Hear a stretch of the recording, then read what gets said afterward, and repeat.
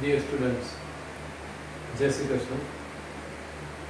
આપણે આગલા વિડીયોમાં એટલે કે સ્વાધ્યાય 1.7માં લાસ્પેર, પાસે અને ફિશરના સૂચકાંકની ચર્ચા કરી અને આપણે શીખ્યા.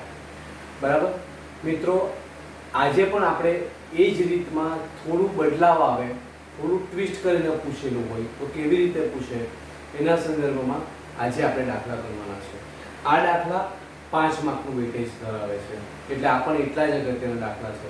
બોર્ડની પરીક્ષામાં આ સ્વાધ્યાયમાંથી ઘણા બધા દાખલા આવ્યા છે, એટલે મારી તમને વિનંતી કે આ સ્વાધ્યાય આખું સ્વાધ્યાયને જ તમારે આઈએમપી કરી દેવાનું થાય. બરાબર છે? ચાલો હવે આપણે દાખલો જોઈએ. કાલે જે આપણે દાખલા જોયા એના બીજા રકમ પર તમને મોકલેલી હતી, એટલે તમે એ સ્વાધ્યાયની રકમ કરી હશે એવી આશા, અને ના કરી હોય તો પહેલાં એ કરી જ દેજો અને પછી જ આ વિડીયોને જોજો, જેથી કરીને તમને 1.7માં શું હતું પછી ખબર પડશે કે 1.8માં આ રીતનું છે. બરાબર છે? રકમ છે આપણે નીચેની માહિતી પરથી લાસ્પેર, પાસે અને ફિશરનો સૂચકાંક શોધો. રકમમાં આ રીતે આપ્યું છે: વસ્તુ, આધાર વર્ષ, ભાવ, કુલ ખર્ચ. ચાલુ વર્ષ, ભાવ, કુલ ખર્ચ. હવે રકમને પહેલી નજરે જોતા તમને એવું લાગે કે આમાં કશો ફરક નથી, સરખું જ છે. નથી, આમાં ઘણો બધો ફરક છે. કયો ફરક છે એ જો. ભાવ તો આપી દીધો P0, પણ અહીં જથ્થો આપવો જોઈએ. એની જગ્યાએ શું આપ્યું? કુલ ખર્ચ. અહીંયા પણ જથ્થો આપવો જોઈએ, તેની જગ્યાએ શું આપ્યું? કુલ ખર્ચ. એટલે આપણે આ ભાવને જથ્થાને કન્વર્ટ કરવાનું, કુલ ખર્ચને જથ્થામાં કન્વર્ટ કરવાનું થાય. બહુ સિમ્પલ વાત છે. કેવી રીતે તે જોઈએ. પહેલા એક આપણું નવું ટેબલ બનાવીએ.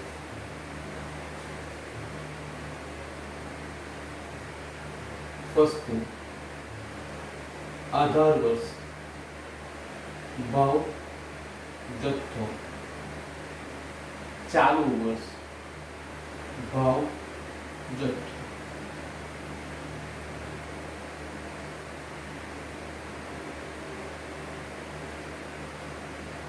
વસ્તુમાં A,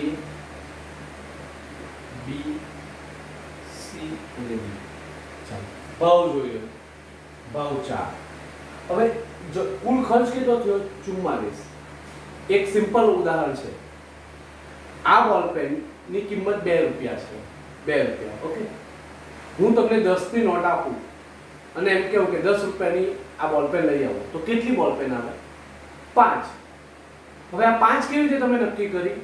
10 ભાગ્યા 2 એટલે કેટલી થઈ? 5. અથવા દેશી ભાષામાં ખબર પડે કે 2 રૂપિયા વાળી 5 બોલપેન આવે 10 રૂપિયામાં. એવી જ વાત છે અહીંયા કે એક વસ્તુની કિંમત કેટલી છે? 4 રૂપિયા. તો 44 રૂપિયામાં કેટલી વસ્તુ આવે? 11. 44 ભાગ્યા 4 એટલે કેટલી આવવાની? અહીંયા ભાવ તો તેનો તે આપણે તો જથ્થામાં કન્વર્ટ કર્યો. 96 રૂપિયા છે. ખર્ચો કર્યો 96 રૂપિયાનો, વસ્તુનો ભાવ કેટલો છે? 8 રૂપિયા. તો 8 રૂપિયા વાળી કેટલી વસ્તુ આવે 96 રૂપિયામાં? 96 ભાગ્યા 8, 12 0 એટલે કેટલી આવે? 12. એ જ રીતે 70. એક વસ્તુનો 10 રૂપિયા કિંમત છે, તો 70 રૂપિયામાં કેટલી વસ્તુ આવે? 7. સિમ્પલ લોજિક છે. ની સમજ પડે તો 10 ભાગ્યા 7, અથવા દેશી ભાષામાં કેવું તો મોટી સંખ્યા ભાગ્યા નાની સંખ્યા કરી આવવાનું. તે તમારો જવાબ. હા, હવે 120 ભાગ્યા 8 કેટલા થયા? 15. ચાલો ભાવ તો 3. 39 ભાગ્યા 3 39. 9. 99 ભાગ્યા 9 દેશી ભાષામાં સમજ પડે છે ને? 9 રૂપિયા એક વસ્તુની કિંમત, તો 99 રૂપિયામાં કેટલી વસ્તુ આવવાની? 11. 13. હવે એક વસ્તુની કિંમત 13 રૂપિયા છે. 195 રૂપિયામાં કેટલા આવે? 195 ભાગ્યા 13 15. આ તો પહેલો સમ છે એટલે બાકીને ગણવાની કોઈ જરૂરિયાત નથી. 20. 360 ભાગ્યા 20 એટલે કેટલી વસ્તુ આવવાની? 18. પડે છે કે સમજ? શ્યોર? ઓકે, ચાલો હવે આપણે જોઈ લઈએ. હવે આધાર વર્ષનો ભાવ નામકરણ કરીએ. આધાર વર્ષનો ભાવ એટલે શું કહેવાય? P0. આધાર વર્ષનો જથ્થો એટલે એને શું કહેવાય? Q0. ચાલુ વર્ષનો ભાવ તેને શું કહેવાય? P1. અને ચાલુ વર્ષનો જથ્થો તેને શું કહેવાય? Q1. હવે આપણે લાસ્પેર પાસે અને ફિશરનો સૂચકાંક વારાફરતી શોધવાનો. પહેલા લાસ્પેરનો શોધીએ. IL સૂત્ર શું? P1 Q0 sigma P0 Q0 ગુણ્યા 100. એટલે સૂત્ર છે એ પ્રમાણે. હવે તો કોમન સમ થઈ ગયો, જે આપણે સ્વાધ્યાય 1.8 માં જોઈ લો એમાંનો, 1.7 માં જોઈ લો એમાંનો. ચાલો પહેલા આપણે જોઈએ P1 Q0 P1 ગુણ્યા Q0. P1 આ અને Q0 આ. 11 ગુણ્યા 88. 8 સતા 56.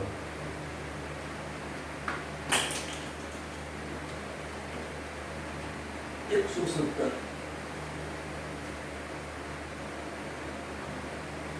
15 ગુણ્યા 20. 300.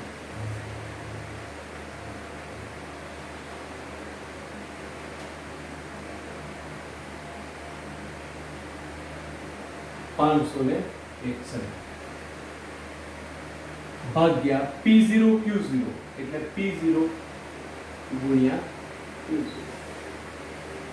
P0 આ અને Q0 આ. 4 ગુણ્યા 11 44. 70 43 39. 13 ગુણ્યા 15 155.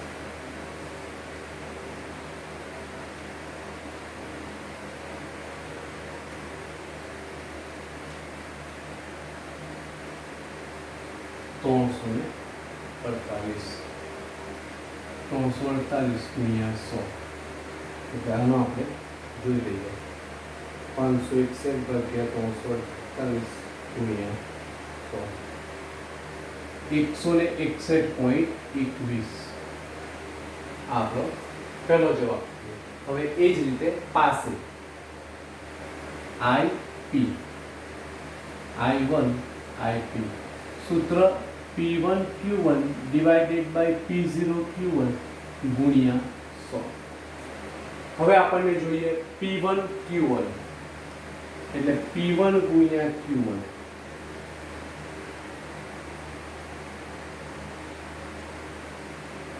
P1 આ અને Q1 આ. 12 × 96.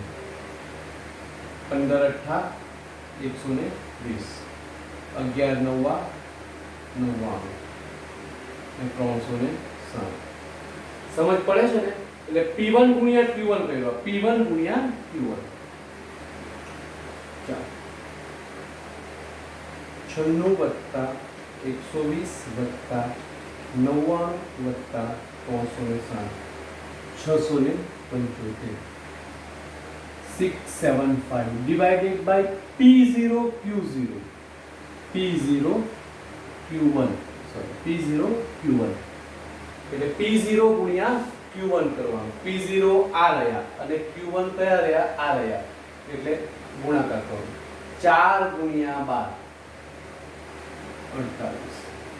10 ગુણ્યા 15 150. 3 ગુણ્યા 11 33. 13 ગુણ્યા 18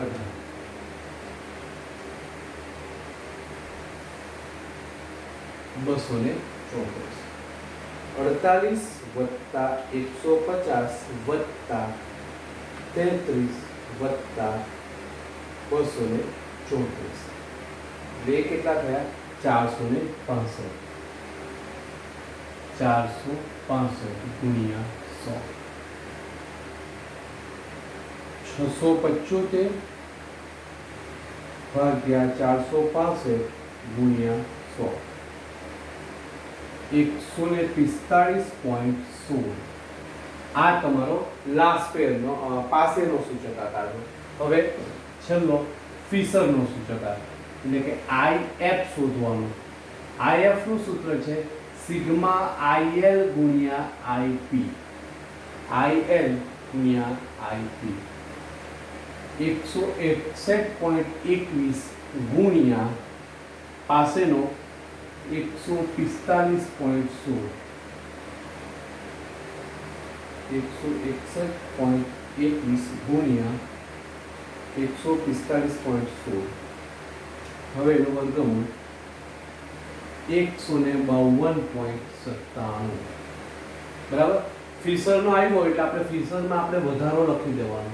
વધારો બરાબર 152.97 માઇનસ 100 એટલે 52.97%.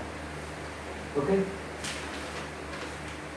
સમજ પડી મિત્રો? આ એમ જોવા જાવ તો પેલા દાખલા ને આ દાખલા એકદમ સરળ દાખલો છે, પણ ખાસ એટલી વસ્તુ તમારે યાદ રાખવી પડે કે આ જોઈ લેવું પડે. ભાવ સાથે ખર્ચ આપ્યો છે, તમારે એને જથ્થામાં કન્વર્ટ કરવાનો. હું તમને દેશી ભાષામાં એક જ વસ્તુ સમજાવવા માંગુ છું કે બાજુમાં જે હોય મોટી સંખ્યા ભાગ્યા નાની સંખ્યા કરી દેવાની એટલે તમને મળી જાય. ઓકે, પછી ફરી પાછો આ પર તમને લઈ જાઓ લાસ્પેર, પાસર અને ફિશર. લાસ્પેર, પાસર અને ફિશરની જો આપણે વાત કરીએ તો એ બહુ કોમન છે. P1Q0 P0 Q0 બરાબર. આનું સૂત્ર છે P1Q0 એટલે P1 ગુણ્યા Q0 એમ 8 ગુણ્યા 11 એટલે P1Q0 8 ગુણ્યા 7 56 9 ગુણ્યા 13 170 20 ગુણ્યા 15 300. સમજ પડી? એ જ રીતે P0 Q0 એટલે P0 ગુણ્યા Q0 4 ગુણ્યા 11 10 ગુણ્યા 7 3 ગુણ્યા 13. સમજ પડે છે? એટલે આ રીતે આખો દાખલો સેટ થાય. પડી ગઈ સમજ? ચાલો હવે મિત્રો એમાં જ બીજો દાખલો પણ છે. બીજો દાખલાની આપણે ચર્ચા કરી લઈએ એટલે એ પણ તમારો ક્લિયર થઈ જાય આખો કોન્સેપ્ટ.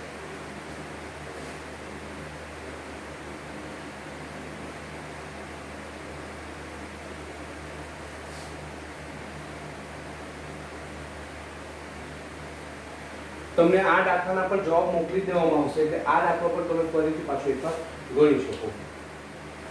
હવે બીજો દાખલો જો તમે બીજો દાખલામાં તમને એવું કે નીચેની માહિતી પરથી ફિશરનો સૂચકાંક શોધો. વસ્તુ 2003, ખર્ચ વપરાશ 2005, ખર્ચ અને વપરાશ આ રીતનું હતું. વસ્તુમાં A, B, C અને D.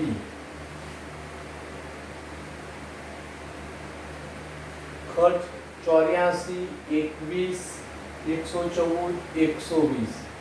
વપરાશમાં 30, 15, 4, 2. ખર્ચમાં 115.5, 42, 195, 120. આમાં 35, 20, 6 અને 1.5. મિત્રો આમાં વપરાશ આ દાખલામાં બી આ પ્રકારનો દાખલો છે પણ જરાક જુદું છે. અગાઉના દાખલાથી થોડો ફરક છે. વપરાશ મને જથ્થો. હવે આગલા દાખલામાં શું હતું? ભાવ આપેલો હતો અને જથ્થો નહોતો આપ્યો. આ દાખલામાં તમને જથ્થો આપ્યો છે અને ભાવ નથી આપ્યો, પણ કશો ફરક ના પડે. તમને ઉદાહરણ ઊંધું લઈ જાઉં કે 10 રૂપિયામાં 5 બોલ પેન આવી તો એક બોલ પેનની કિંમત કેટલી? 10 ભાગ્યા 5 એટલે કેટલી થઈ ગઈ? 2. બસ એવું જ લોજિક અહીંયા પણ છે. વસ્તુ 2003. આપણે ખર્ચની જગ્યાએ શું જોઈએ? ભાવ. એટલે શું લખ્યું? ભાવ. આ તો જથ્થો 2005 ભાવ અને આ તો શું છે? જથ્થો.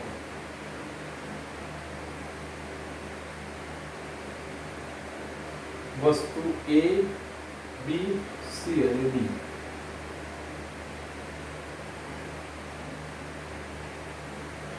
ચાલો હવે આમાં દેશી ભાષામાં છે કે ટોટલ 84 રૂપિયા ખર્ચ થયો અને એમાં 30 વસ્તુ આવી તો એક વસ્તુની કિંમત કેટલી? તમને દેશી ભાષામાં તો જે આપેલું એની બાજુવાળું ભાગ્યા કરી દેવાનું. મોટી સંખ્યા ભાગ્યા નાની સંખ્યા કરી દેવાની. એટલે 84 ભાગ્યા 30.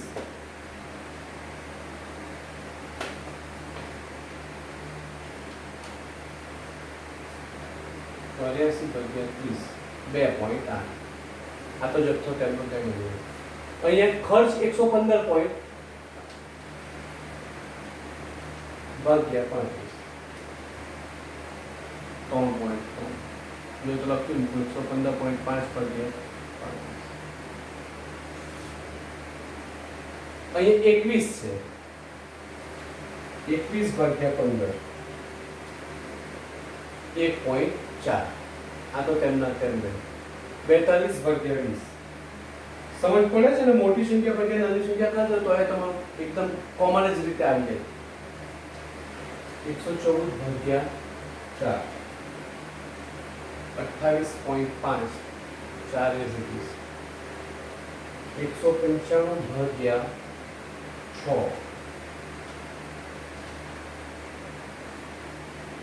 32.5 અને 6 120 ભાગ્યા 2 એટલે 62 120 ભાગ્યા 1.5 એટલે 80 અને 1.